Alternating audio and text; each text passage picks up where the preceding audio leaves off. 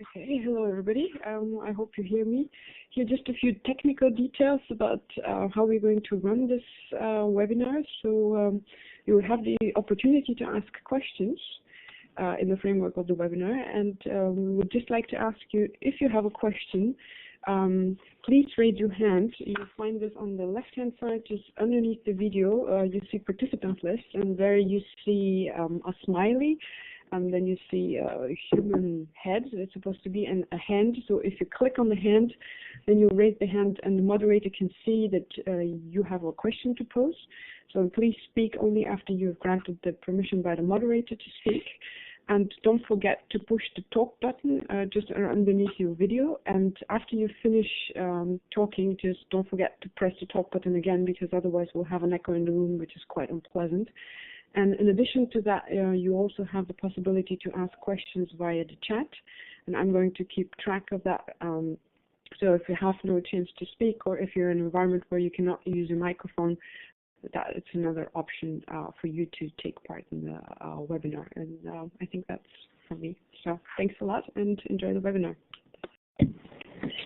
Thanks very much, Alina. As you can see, there's quite a few little logistical things to bear in mind.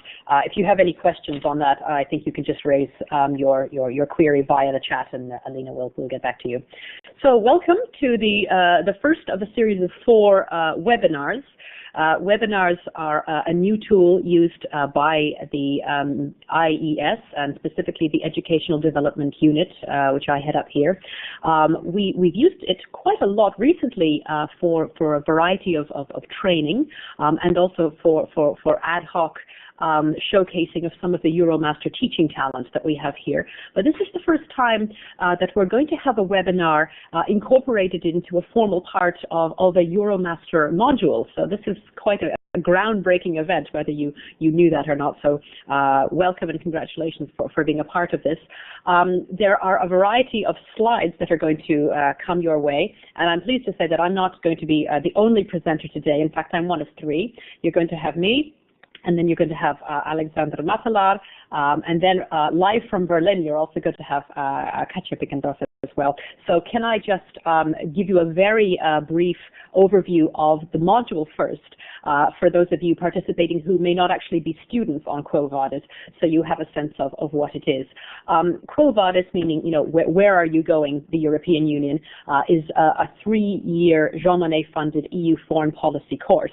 And it runs across 2 semesters. So the students have to take it every Friday evening, from the autumn term right through to the spring term. And every Friday presents a different look at the concept of the European Union as an international actor. It's a key part of the IES EuroMaster, which is MSc in European Integration and Development. It's actually a master after master, or what we call in Flemish a manama. So the students on this course typically will be working students, or a combination of working part-time and studying part-time as well. So the kind of things that they're looking for, obviously, is a clear and professional way to understand more at the advanced level with regards to what the European Union is, and the different processes and types of integration and development. So with a view to that, the EU foreign policy course takes 2 full terms to really lay out the groundwork. For me, this is ideal. Having taught it last year in only 12 weeks, I really struggled to try to get everything in at once.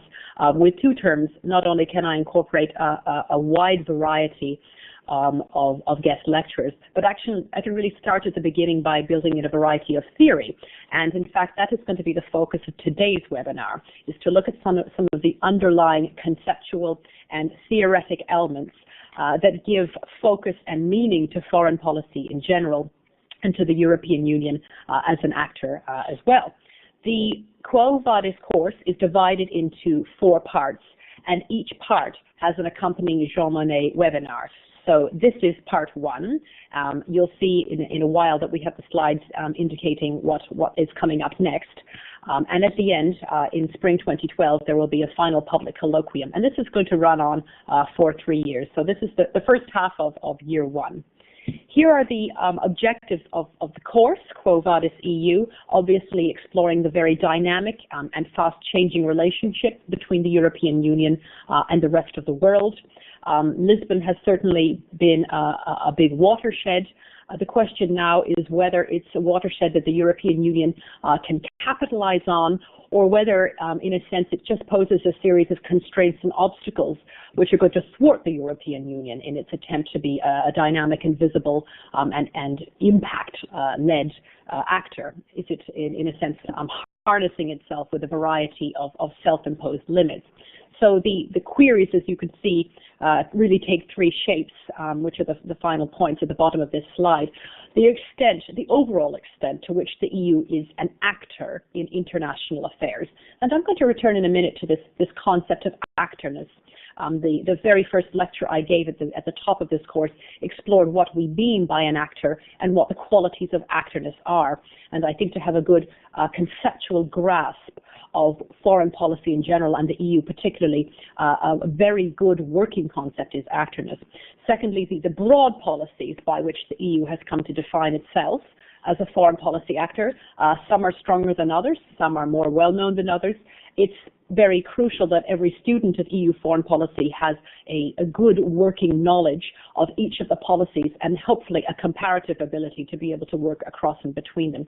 And then underneath those policies, the specific tools, the specific foreign policy instruments with which the European Union makes and creates and conducts itself in the world of external affairs. So what we're going to be doing today, therefore, is tackling goal number one here, part one of Quo Vadis EU, the dilemma of definitions. So I'm going to have a little chat first, and then after that I'm going to give over to Alexander, who's going to cover the realist Realpolitik perspectives. Then we're going to come back to me briefly so I can show you a few of the slides that Joachim Koops presented in his liberalism lecture. Unfortunately, Joachim cannot be with us today because at this precise moment he's actually teaching. So this is always the way. Sometimes the schedules don't always line up. After I've shown you a few of the vital slides by Joachim, I'll hand you over to Katja in Berlin, and she's going to walk you through the third perspective, and that's constructivist perspectives of actorness and the European Union and foreign policy as well. So this is the very first webinar, therefore, of Dilemma of Definitions. And then after that, the students have already had a variety of lectures on the institutional actors in play, and that webinar is scheduled to take place on the 11th of January. After we've examined the institutions and the methods and modes of decision-making, we'll start looking at the impact of the European Union in its near neighborhood and the particular instruments and vehicles that the EU has now in its arsenal to be able to make an impact on its neighbors. And then to go even further, we're going to move on to the fourth point, the EU abroad in the world. And the webinars for those final two are the 7th of March and the 25th of April. So I'd urge you very much to make a note of all of these dates. Today, therefore, I and Alexander and Katja will speak for the better part of about 45 minutes or so, and then in the latter portion of the time allotted, probably till about 1:15 or so, we're going to invite you to comment and to throw questions and answers, well, certainly questions, hopefully we'll have the answers to us, and see what sort of ideas are bubbling up as a result of this webinar. So this is the slides with regards to who is going to be talking today. Me, then Alexander, the Joachim slides, and Katja. Of course, you can retain this webinar, and for the students, hopefully these slides are a permanent repository, sort of a teaching aid, if you like, that will aid them in writing their essays and hopefully sitting successfully the exam as well. So let's have a quick look at a couple of the key questions that have been raised, that I raised in the very first lecture, and that's, of course, what is the European Union? What is it in terms of an actor? What do we mean by actorness? What do we mean by a purposeful or purpose-led actor? Here I've given a couple of references to key writers and analysts on the European Union, chiefly among them Brotherton and Vogler, Charlotte Brotherton and John Vogler, who talk about the concept and quality of actorness, and I'll go into that in detail in a little bit. Also with regards to some of the works that have come out from Richard Youngs and Fraser Cameron, the question, of course, is where along the spectrum of efficacy and efficiency can we place the European Union? Is the EU increasingly globally irrelevant, as Young seems to suggest, or in fact, is it emerging in a very sui generis way to be something of a strange superpower, as Cameron suggests? I would imagine that the answer to this is never going to be a simple one or a singular one. We're actually looking at a very uneven output, where the European Union has a variety of strengths and a variety of methods to make its impact felt. But given the kind of multi-perspectival interlocking entity that it is, which itself defies definition, its impact as well is going to be very difficult to chart. I'm sure we can see it, but it's not always going to be easy to read. So the third point, therefore, who are the key actors in European Union foreign policy? Not just the institutions, of course, but very much the member states. Sometimes in an EU course like this, we tend to neglect the role and the motivation that member states have. But of course, they're a very key and continuing and vital part of what makes up the European Union's overall foreign policy, and particularly the orientation of that foreign policy as well.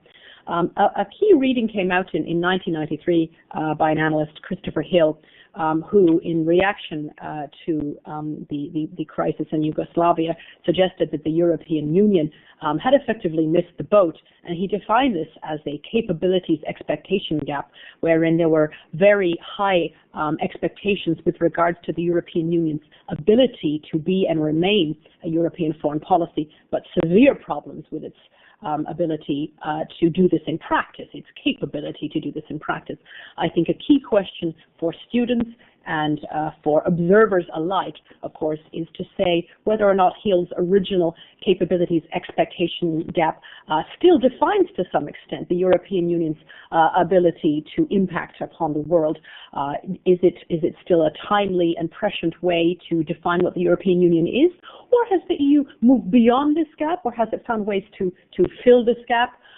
This certainly is a key question that I would be interested in hearing your responses from. Before we look too much at the European Union, I think it's important to maybe take a step back and think in terms of what foreign policy is itself. Having studied foreign policy from the generic perspective, there are a variety of definitions that we can use to explore it. What you tend to do is understand foreign policy as a form of state enactment. It's the state being able to act vis-a-vis others in an international system, in an international terrain. The question, of course, is how do states do that? Where do its ideas and motivations for foreign policy come from? Well, the third point that I have here suggests that it bubbles up from a variety of origins. Chief among them is the national identity, which tends to give rise to a variety of generic and genetic national interests. Most of these come up from the internal composition of the state, but increasingly external interests are pushed down on top of the state as well. If you take a combination of identity and interest over time, you can generally understand the structure and the motivations, the values, the norms, and the principles that a given state has with regards to what constitutes its foreign policy and what drives its orientation, what suggests its orientation. So foreign policy, of course, is an absolute must-have. It's a vital piece, if you like, of political software. It's the roadmap by which a state plots its ability to impact on the outside world. And of course, it accompanies and enacts in many ways its economic, military, security hardware, if you like. So it's a roadmap, it's a blueprint that sets out effectively where and why and how a state needs to make an impact on its external environment, not just to survive, but to thrive as well. So we're going to move beyond just the instrumental ideas of states just managing and getting along in the international system, but trying to thrive and hopefully cooperate in a way that's not zero-sum. Of course, depending on the theory you use as to the ability of states either to be conflictual or cooperative, your view of whether foreign policy is a nice or a nasty output is going to be affected accordingly. The question, of course, is the European Union is not a state, so would it necessarily have this same genealogy, if you like, with regards to its foreign policy? Does it too have the same triad, this identity leads to interest, interest leads to foreign policy sequence underneath? There's a lot of writing out there on what the EU's identity is or isn't, what EU common interests are, and of course, as we're studying this term and next, what EU foreign policy is.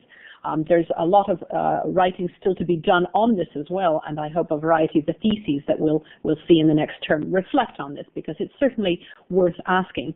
My take is that the EU, because it's different, probably also has different sequencing itself. It's not an actor in the classic sense. It doesn't have the same sort of identity fashioning mechanisms. In fact, to quote Karen Smith, perhaps it does things in the reverse way. It does stuff first and then it becomes, whereas states tend to be the reverse. They have a long history of becoming an emerging power, and as they become an emerging power, they are able to enact it in the phases of foreign policy, which is the doing. But the European Union, of course, growing and emerging as an economic and then a political and now a security actor, does things in incremental ways. And we see these step changes as broad structures and specific policies. So it does these policies step by step. And as it does so, I think it builds up a critical mass effectively, and we can take opportunities, perhaps at times of great change or great watersheds, like a treaty, to step back and say, given all the doing that it has been doing in the last 5 years, 10 years, what in fact has it become? What in fact is the European Union? So there's a very interesting discursive connection, if you like, between identity and interests and foreign policy. My take on it is, because the EU is a bit sui generis, its foreign policy may not be the end result of an identity and interest triad. It may be, in fact, able to put its foreign policy on the ground first, and from there look back at what it's done and say, this is the sort of actor we appear to be becoming. It's interesting, I think, to keep in mind basic definitions of foreign policy. I've put a couple down here. Most of them are fairly self-explanatory. The first one comes from Chris Hill, the sum total of official outputs of a given unit, usually a state. If you want to go down on another level within the state, it's the actions taken by governments, always with reference to the outside, directed at the environment external to their state, with the goal of sustaining that environment or quite possibly changing it as well. In a more intangible way, foreign policy obviously tells the outside world the inside story of the state. So it's the representation of the cultural values and perhaps the political goals of a national society. This comes from Valerie Hudson, who's foreign policy analyst in the United States. Overall, perhaps the final definition attempts to capture all of these nuances. So foreign policy defined as the attitude and goals of a nation state necessary to define and defend its interests in the international arena, which are all very interesting, but the question is, how neatly and how appropriately do these operate with regards to telling us about EU foreign policy? They have a variety of drawbacks, which you've probably spotted. As you can see, they're state-centric in an empirical way and also in a methodological way. And they also make a lot of fairly dire assumptions about states, which don't hold up even in explaining foreign policies for states. States in many ways are not that unified and centralized. It makes big assumptions about a coherent national identity and an interest, and also that you can not have a problem with this triad, which can in fact be very problematic, the assumption that you can just quite naturally move from an identity to an interest to a foreign policy. That's not always the case. What we therefore need perhaps is a much more pluralistic, flexible definition which can accommodate the slightly weird and wonderful actor that is the European Union, and can kind of convincingly explain to us that the European Union does indeed have the qualities of actorness, and is a foreign policy actor in its own right, even if it's breaking the mold to some extent. Therefore, a few EU foreign policy definitions for you, a few of which I hope will by now be clear and relevant. Brotherton and Vogler is the one that I'm going to look at very briefly in the next few slides before I hand over to Alexander.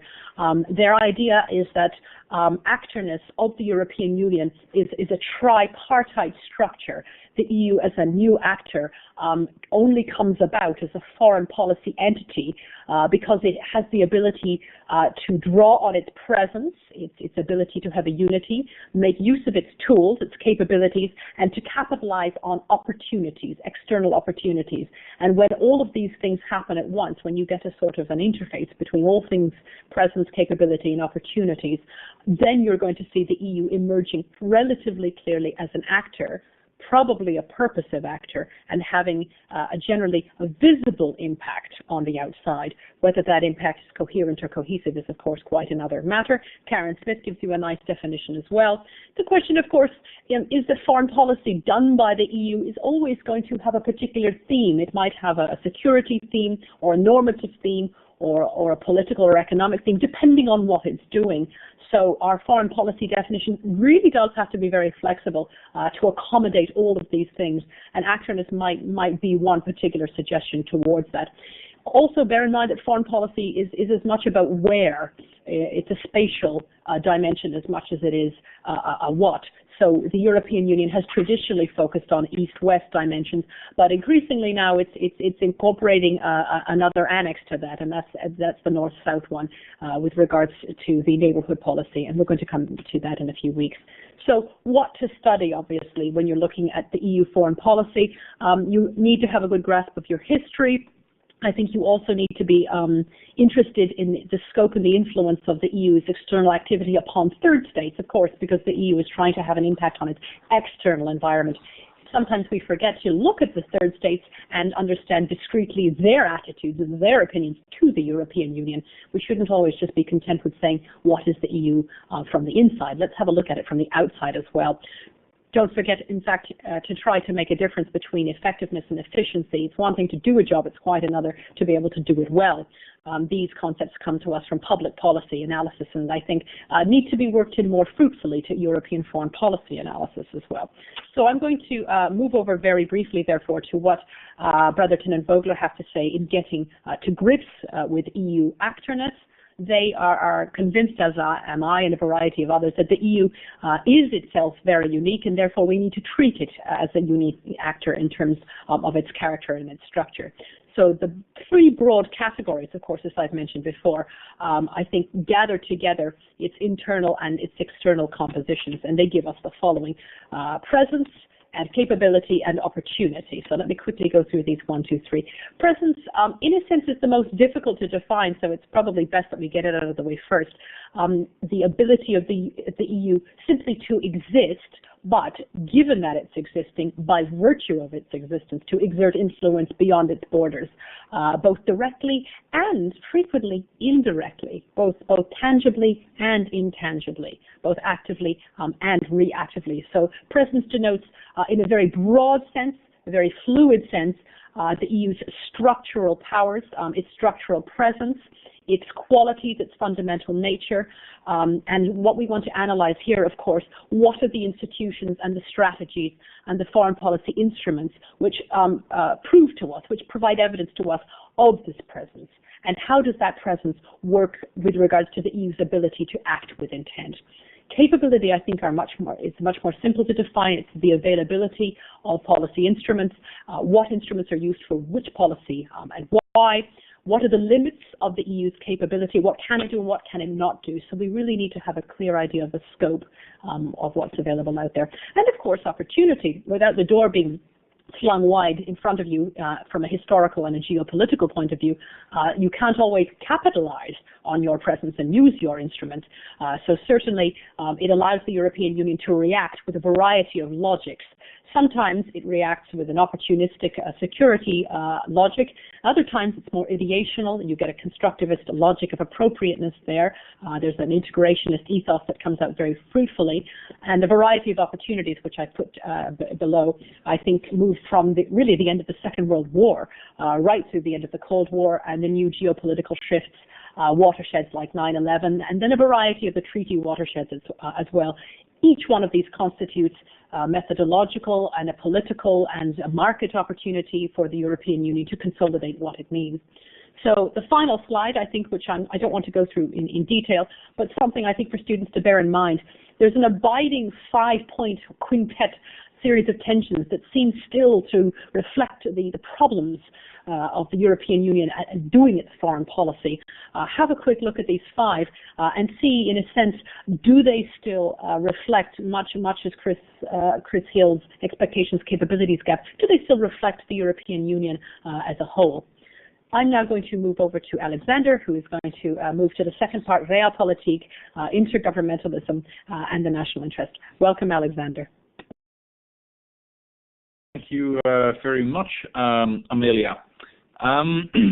When Alina gave the technical introduction, she asked the question, "Can you hear me?" And it made me think of that scene in one of the Star Wars movies in which Anakin Skywalker transforms into Darth Vader, and the Emperor asks, "Lord Vader, can you hear me?" I don't know whether many of you have seen that particular scene, but if so, I want you to retain that particular feeling, because we are about to descend into the dark and gloomy world of Realpolitik. Here you have a couple of pictures of some of the key historical figures associated with Realpolitik thinking. Senior European statesmen such as Clemens von Metternich and Otto von Bismarck, the guy with the big mustache, as well as political philosophers like Machiavelli on the bottom left, and then the 3 Americans on the right. In this short presentation, we're going to concentrate on some of the key ideas put forward by the 2 people next to Bismarck. On the top you have Hans Morgenthau, who wrote a very famous book called Politics Among Nations, in which he identified the idea of the national interest being the key driving force behind international politics, the sort of pendulum that makes the whole system tick in the international system. Below Morgenthau, you see Edward Howard Carr, who introduced this very famous distinction between different types of IR scholars. He said, well, there are essentially 2 types of IR scholars. There are the utopians, who believe in very beautiful and laudable ideas, but they're utterly naive. And then there are the realists, who take the world as it really is. And the world as it really is alongside the lines of what Morgenthau describes, a world dominated by nation states who defend what they think is their national interest. Okay, so let's very quickly run through the absolute basics of realist thinking. For realists, the world is essentially a very simple place. It's total anarchy. There is no world government that will take care of you, and ultimately every individual, as well as every state, every group of individuals, is ultimately left to his own devices to take care of themselves. That means that as far as politics are concerned, the main actor in the international system is the nation state. A political entity grouping a community of people who think of themselves as constituting a nation, and as such, that political entity will be used to pursue what is perceived to be the interest of that group of people, of that particular nation. These interests, you can define them in multiple ways. Realists typically think in terms of security or power or international influence, but of course that also means interests perceived in terms of wealth and prosperity, because at the end of the day, wealth, prosperity, power, influence, and ultimately security and survival are things that will always go hand in hand as far as nation states are concerned. Now, if we have an anarchical international system dominated by a bunch of nation states defending or promoting their individual national interests, it becomes a sort of zero-sum game for influence, in which one actor would stand to gain when another actor or another state is losing out.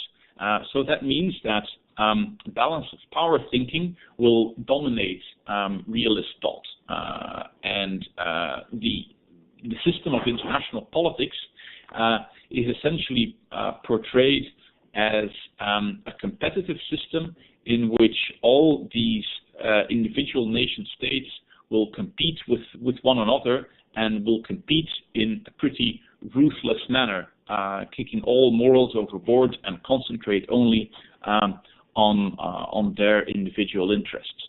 That means, of course, that realism, as far as political theories are concerned, is probably one of the most conservative and pessimistic theories that is available, and it's probably not very popular in the study of European foreign policy.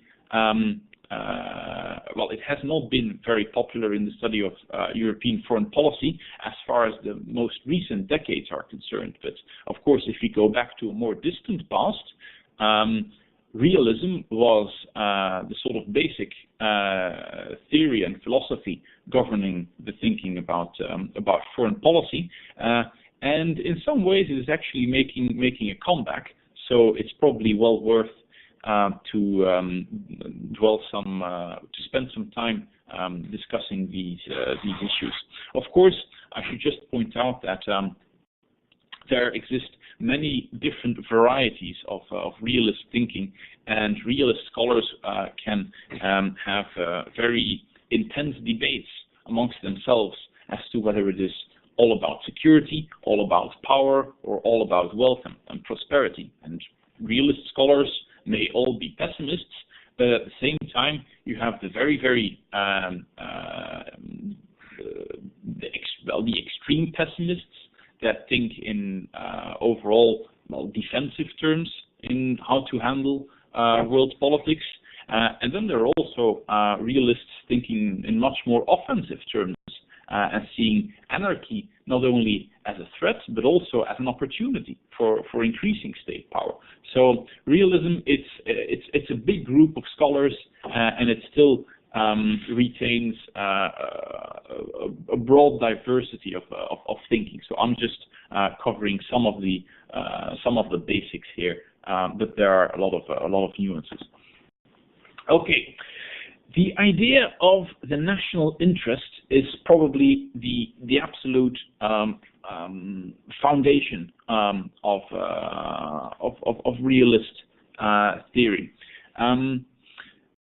Realism is essentially a theory that portrays nation states as rational actors, i.e. entities that can engage in cost-benefit calculations, and that make conscious decisions about foreign policy, maximizing their position, their relative position in the international system, i.e., pursuing their interests. Of course, these national interests, and that's something that Hans Morgenthau already allowed for, they can be conceptualized in different ways.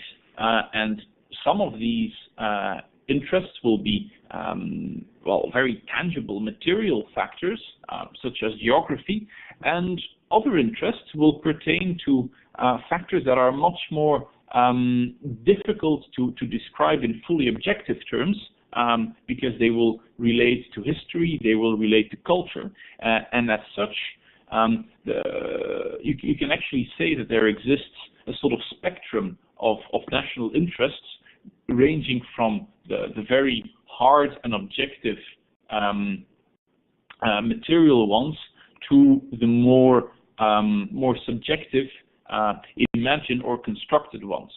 There are a lot of people that are arguing that in some ways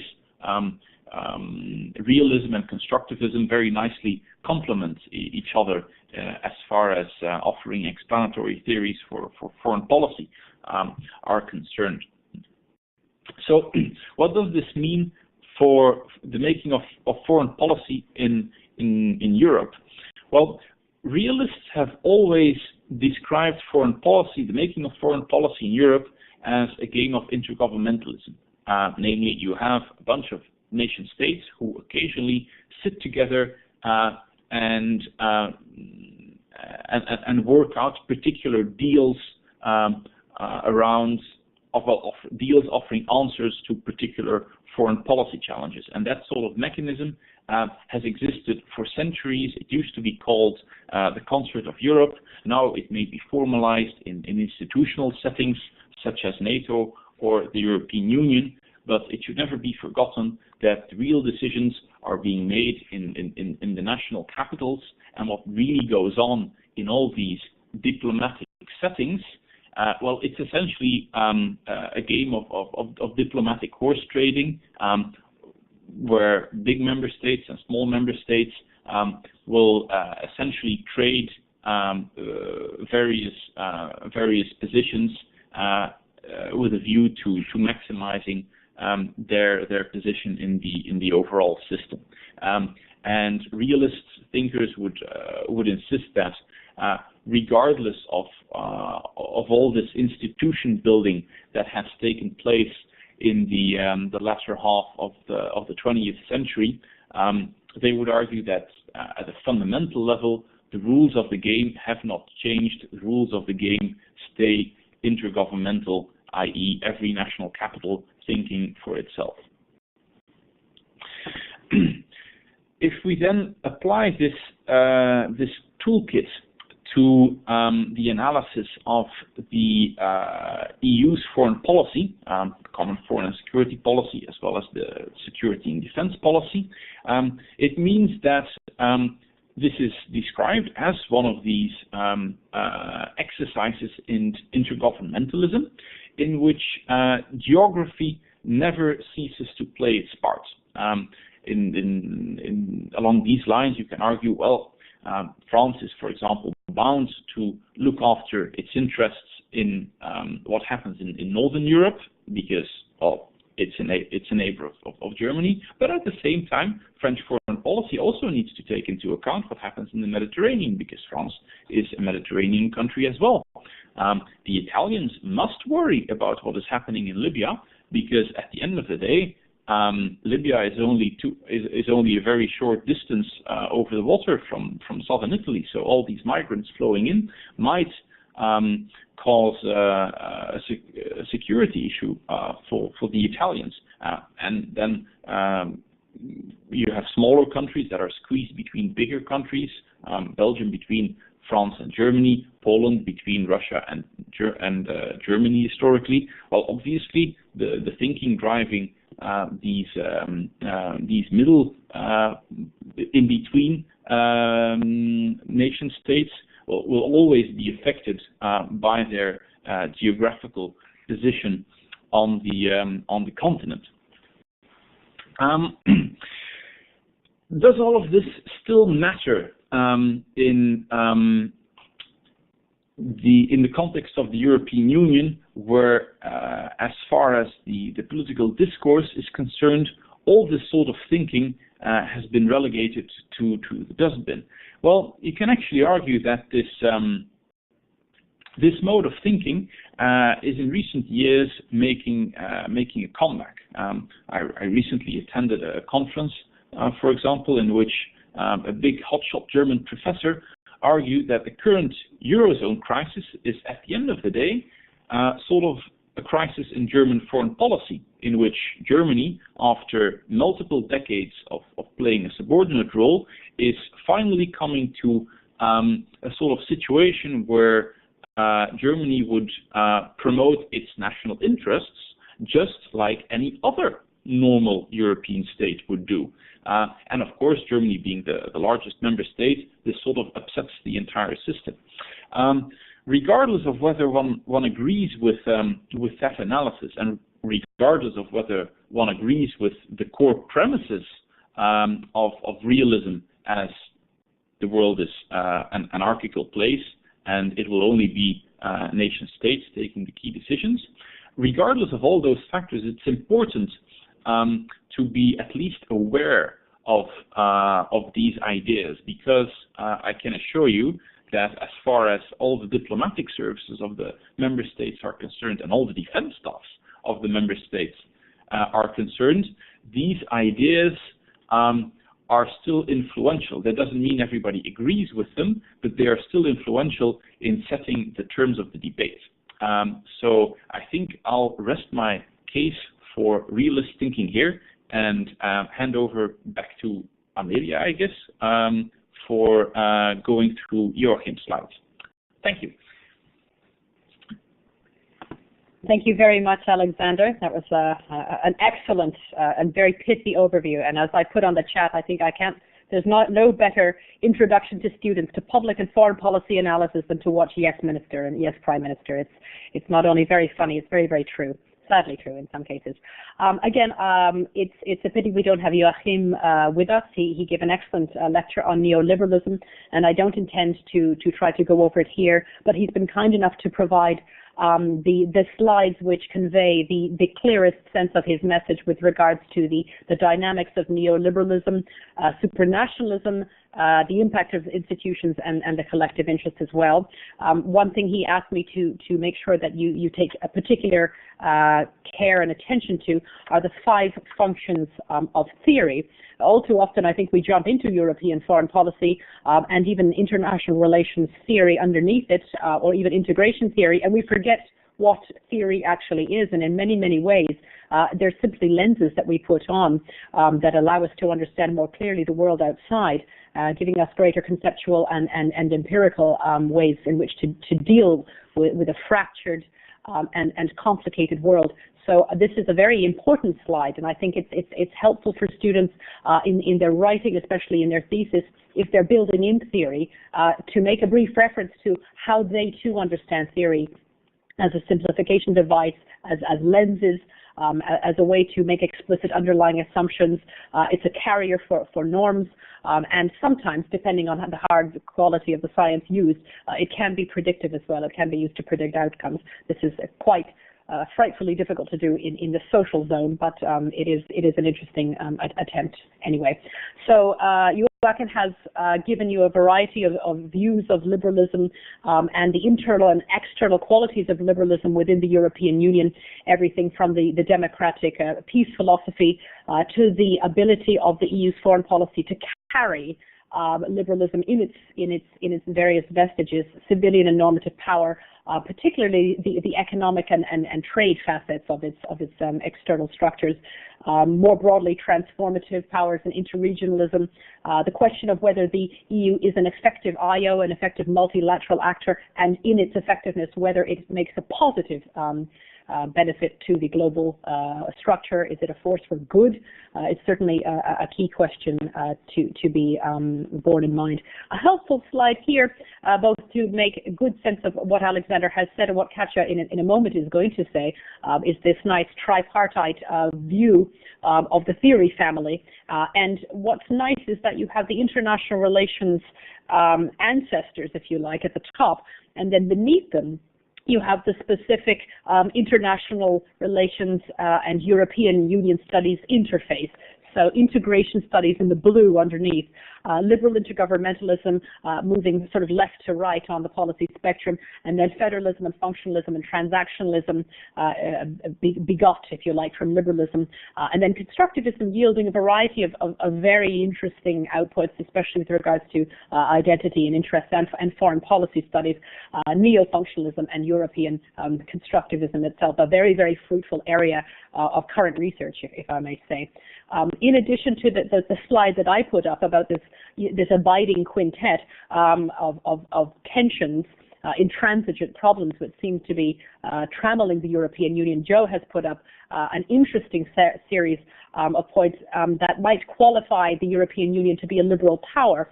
Have a quick look. Is the EU indeed a civilian and normative power? In what way is it transformative? What are the policies that allow it to exert its strength, primarily through trade? What are the qualities of effective multilateralism? And how far along the road is the European Union to being able to create instances of global government?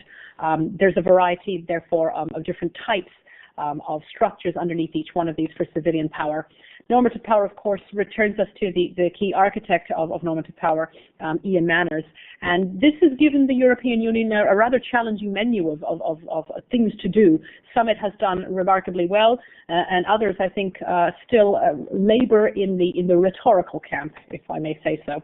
That, I think, those are the high points of Joe's slides. So I'm really delighted now to turn over live from Berlin to Katja. Katja. And greetings from Berlin. I thought I'd share the nice sunshine with you, but you can't really see it. Yes, so I think Alexander put it very nicely. So I'm now providing the utopian perspective apparently. So what I'd like to do is really just giving a brief summary of what we discussed in class already, and the slides are the same that we talked about a few weeks ago. So it's constructivism and social learning, which are very closely related. And let's start, and I think Amelia and also Alexander already alluded to some of the differences between realism and constructivism. So they're both theories that are very broad, that are not only being applied to the European Union, but in the international context as well. And the perspective of constructivism as opposed to realism is that it contributes ideas, the role of ideas and beliefs. So as opposed to what Alexander said, is really in realism that's the material power, the interests of a country. Here, scholars look at ideas and beliefs first. So it's that there are still power and interest in constructivism, but they're below the ideas and beliefs, and they're constructed through the ideas and beliefs of different actors and countries.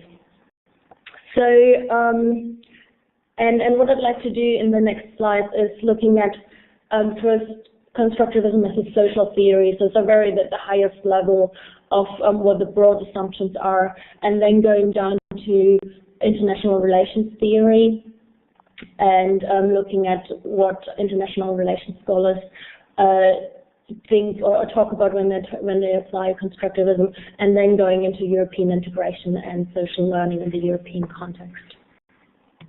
And so the highest level, social theory. That's really social theory. What I mean by that is it's just a general theory about the social world. So how do we see the world? And here it's a difference between the natural world of physical phenomena versus the social world of human interaction. So constructivists say that there's no absolute truth, for example. So we can't discover the one absolute truth about the world as maybe natural scientists could, but we can rather make claims about the subject that we investigate. So this links to the generalization. While natural scientists, they can observe a certain mechanism, a certain naturally occurring event, and then they can generalize that it will always be repeated the same way, that it will always be the same.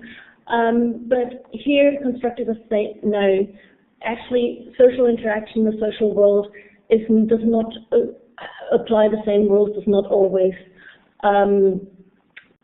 happen in the same way. So and that's why we can't necessarily generalize, and we can't discover the absolute truth of how the social world is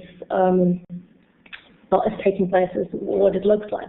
And then you would even have the post-positivists that argue that even the researcher, him or herself, has his or her own ideas and shapes the subject he or she studies, and therefore constructs the truth of what he or she is studying. So this is really, I guess, a very abstract perspective, but I guess it's interesting for us to know when we conduct research to think about some of the generalizing claims that we tend to make, but it might always be different depending on the incident we look at. But now, moving more into the IR theory, and I guess that's sort of the counterpart of large parts what Alexander talked about. So for neorealists, as we learned, identities and interests are given. So it was the geography, the economy that are given interests where that scholars start from in neorealist scholars. And constructivist scholars would say, no, actually all these interests and these identities, they're created. They're constructed through the interaction between different states. So that means that a state or an actor can see another state as an enemy, but also as a friend or rival, and that is really constructed by the ideas and beliefs that we have. So, and especially if we interact with someone, if he's, if the other state is involved in different fora, in that we are involved as well, then we tend to see them as a friend, while some other country, state actor might be perceived as a foe, but that is constructed through the norms and the beliefs that we have. And then we have, we have different scholars, of course, looking at the world from different perspectives. And there's one scholar, Martha Finmore, who actually brings in international organizations, which is not a state, so would not necessarily be considered by the realists.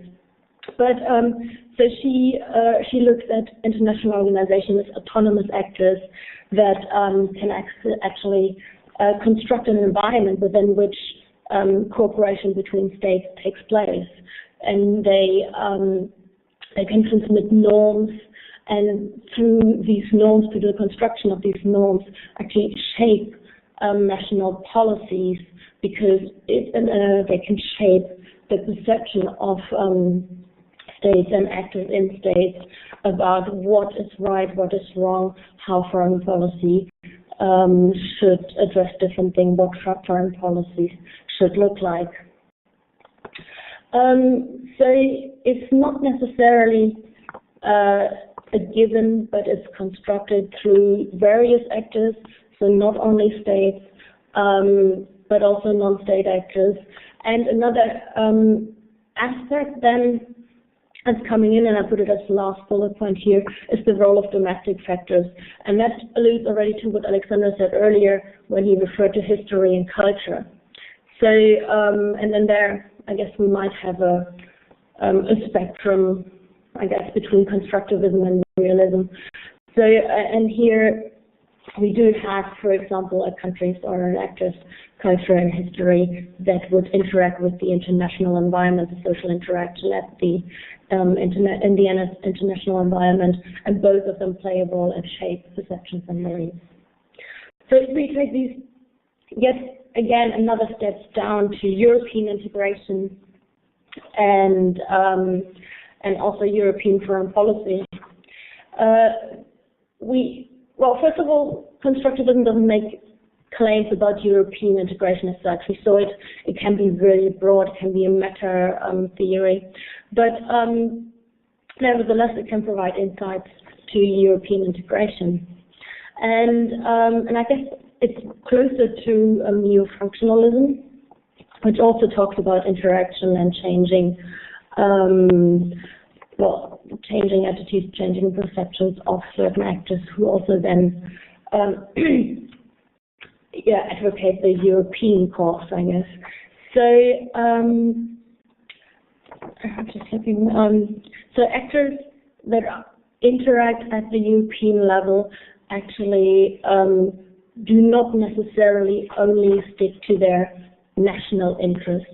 So in constructivism or constructivist scholars that look at European integration actually talk about the social interaction in Brussels between diplomats, that when they are faced with their counterparts from other countries, that discuss with them maybe on a daily basis foreign policy, that actually start to understand the position of other countries, of other actors, and through this interaction also jointly come maybe to different beliefs, different ideas than they had at the outset. And so through this interaction, they actors do change the way they perceive maybe their national interest, but definitely the foreign policy, the European foreign policy, and other policy areas at the EU level. And so it changes and it produces common views and mutual coordination. So it constructs a European identity, and there's a lot of research done on this European identity, to what extent actually our daily dealing with different actors from other European countries changes our identity towards the European one, as opposed or in addition to the national one. And there's also, in the lecture we looked more closely at also at European migration research, which deals with that to a larger extent. And then the last part of the lecture, or the last part of the title was social learning, and that actually is the same thing. It applies to constructivist thinking of actors at the EU level interacting with each other, talking to each other, and through that actually a deep learning occurring, which leads to not just changing of strategies in response to another actor strategy, which would be the realist perspective, but really changing of beliefs and ideas.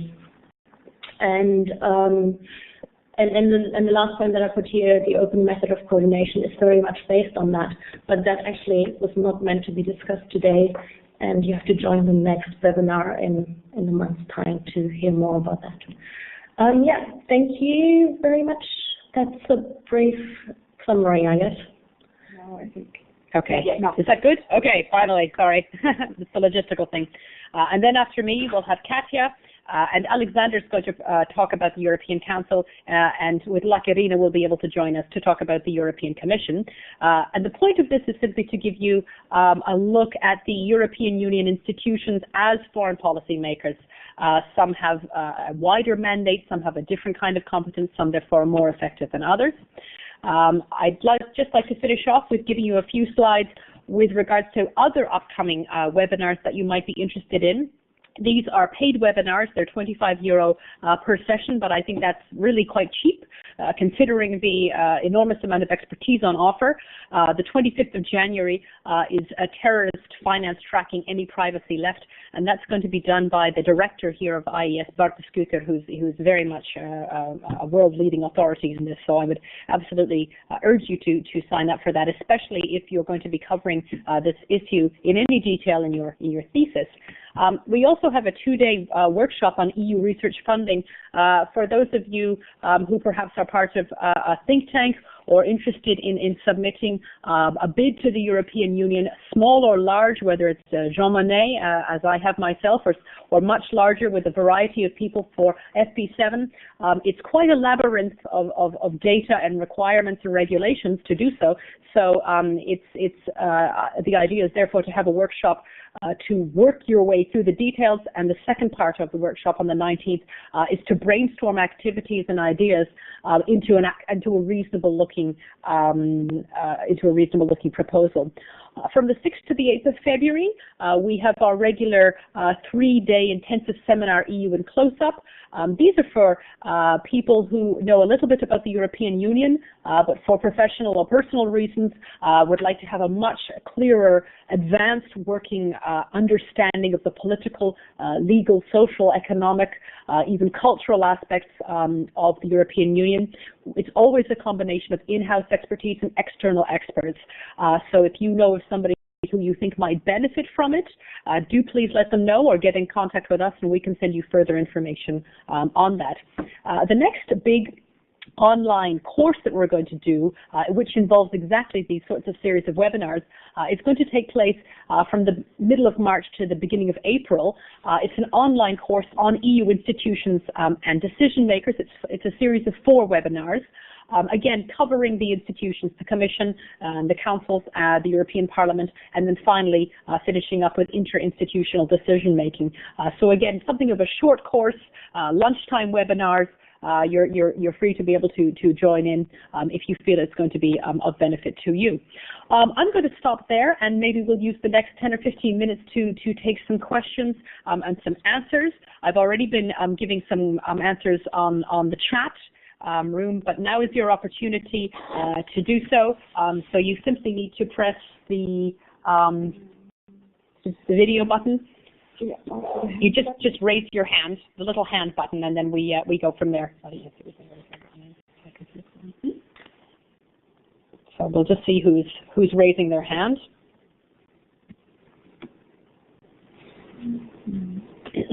Don't be shy.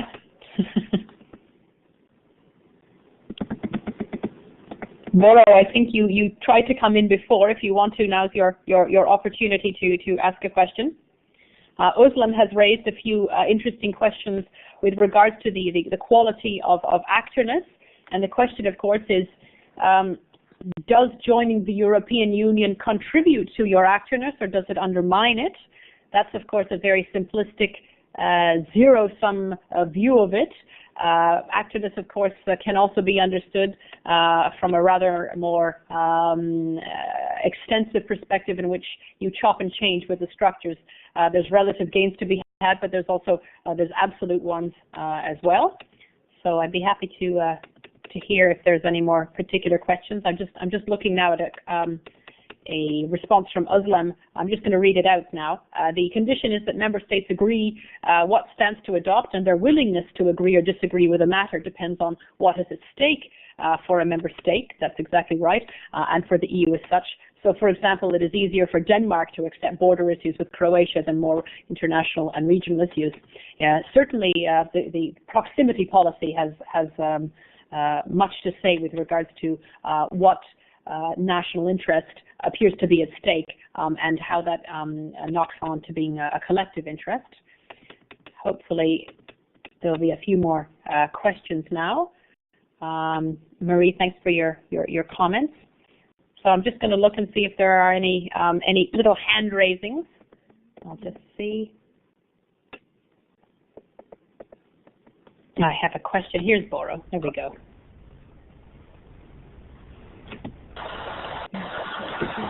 Do you hear me? So I have a question about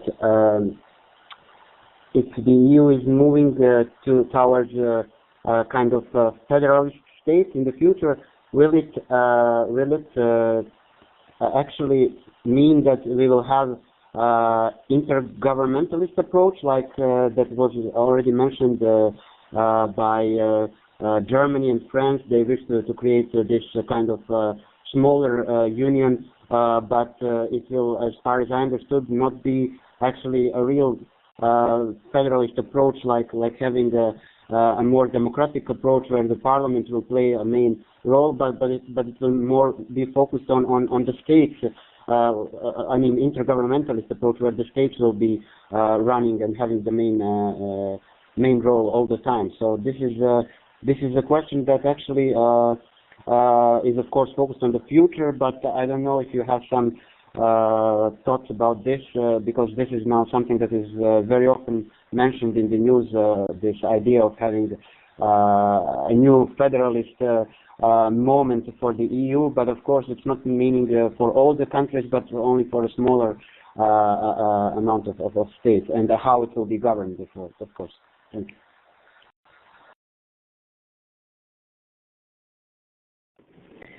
Thank you very much, Boro. I'm going to ask Alexander if he can take this question, because I think conceptually it touches on what he was going to say. Alexander?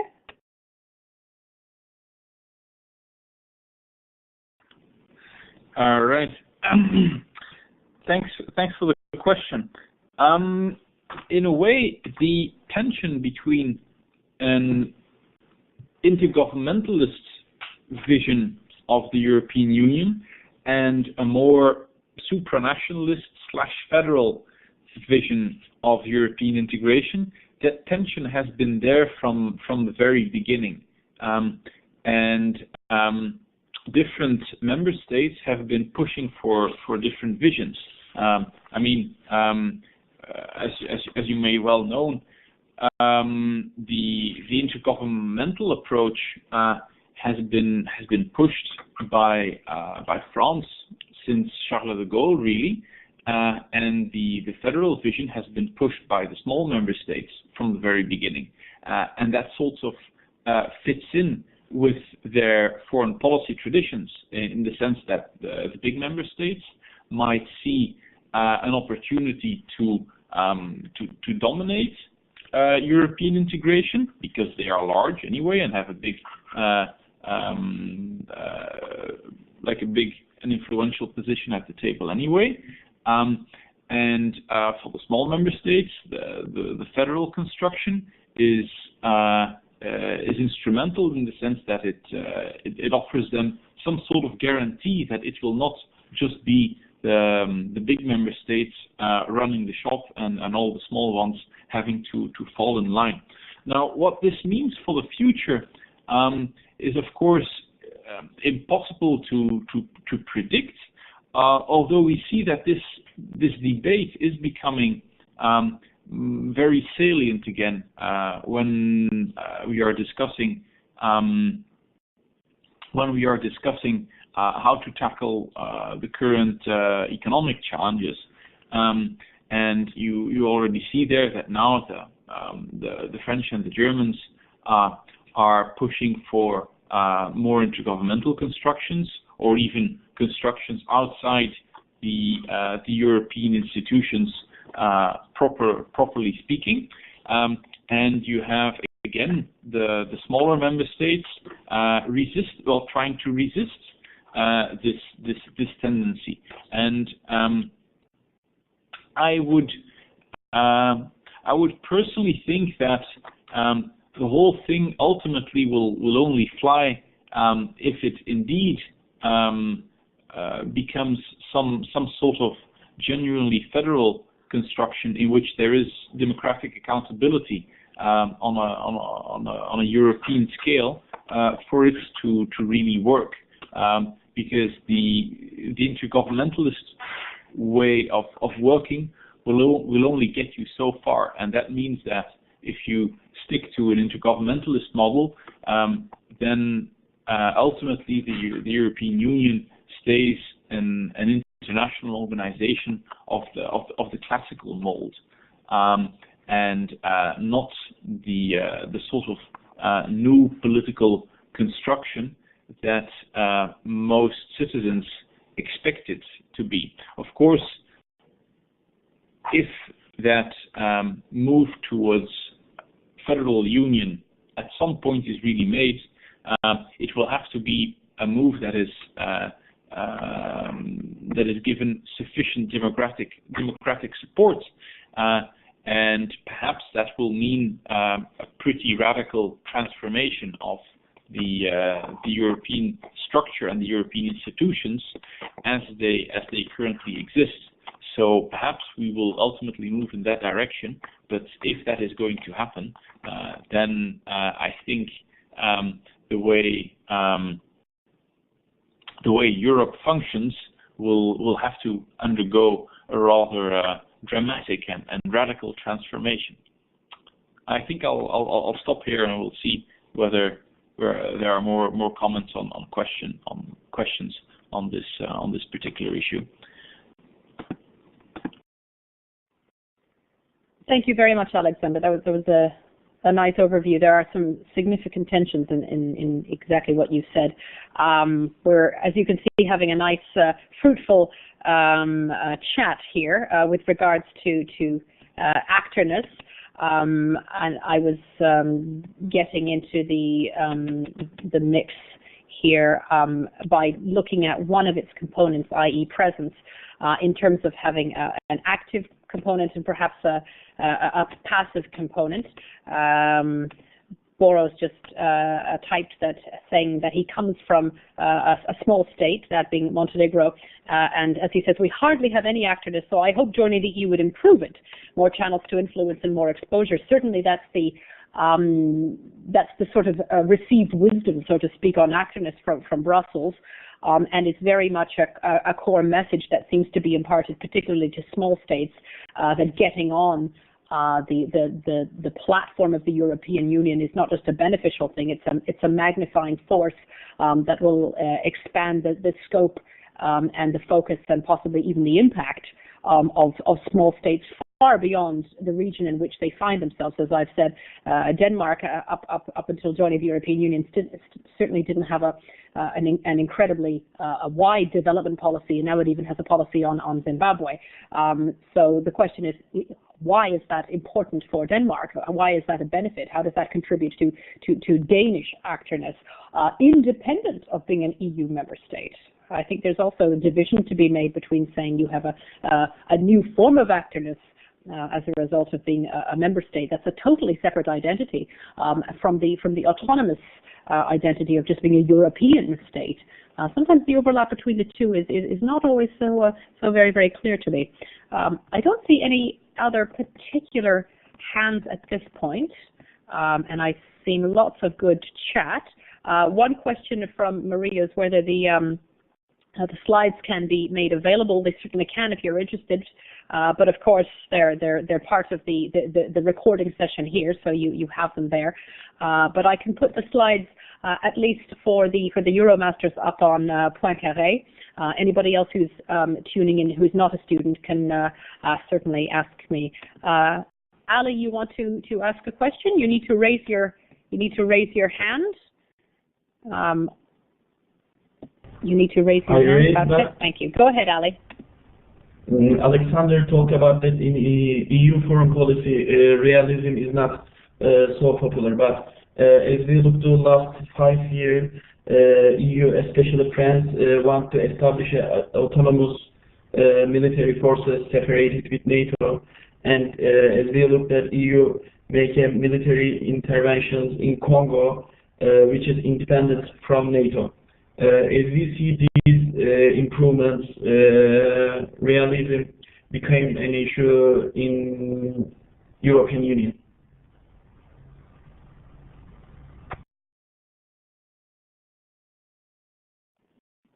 Thanks, Ali. Again, I think that seems to be targeted to Alexander, but I think he had a tough time hearing you. Do you mind asking the question again, slightly more slowly, if you don't mind? The sound quality wasn't perfect. Okay, did you hear him? I mean that Alexander said that EU foreign policy in EU foreign policy realism isn't so popular. But I think that in last years, European Union, especially France, want the autonomous military force separated from the NATO. And we can see the military interventions, Artemis and Eurofor Congo, which is separated and independent from NATO, which is only European Union made these military interventions. Can we interpret these interventions and the desire to establish autonomous army forces that realism became an issue in EU, in European Union?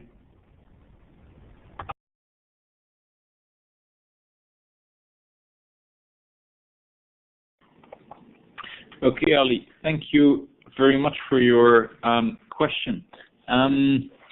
The discussion over whether the European Union should expand its military structures is, of course, a very salient one in political terms.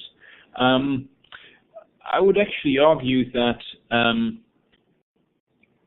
both military cooperation within the context of the European Union as well as military cooperation within the context of NATO, it are really intergovernmental modes of cooperation, in the sense that there's not a NATO army, there's not a European army. There are national armies that occasionally deploy on operations that are multinational in character, and as a result, the people working in these operations argue, well, you sort of need a multinational structure to manage them as well, and the more well developed this multinational structure for planning and commanding operations is, the more smoothly these operations will run in practice. And that is the reason why on the European Union side, a lot of people are pushing for an autonomous EU military headquarters, because now all operations are typically run from a national headquarters that then needs to be Europeanized, i.e. Military staff from all over Europe fly to a French headquarters or a German headquarters, and then they make a multinational headquarters out of it. But it means that every time one of these operations gets launched or shut down, you need to build up the whole system from scratch. And when the operation finishes, all the expertise that has been gathered essentially goes down the drain and is not retained for future operations. Of course, there is one big issue that might change this entire mode of thinking, and that is that a lot of the European member states are running out of money to fund their defense budgets. And that is now creating a new sort of dynamic to push further ahead in terms of military integration, because it's means to save a lot of money. And many of the member states simply cannot afford to do everything on a national level anymore, because they need to spend their taxpayers' money on other issues, notably pensions and healthcare. And in that sense, there is a lot of debate about pushing further ahead in defense cooperation on a European level, because very expensive things such as space-based assets, etc., even the big member states cannot afford them anymore.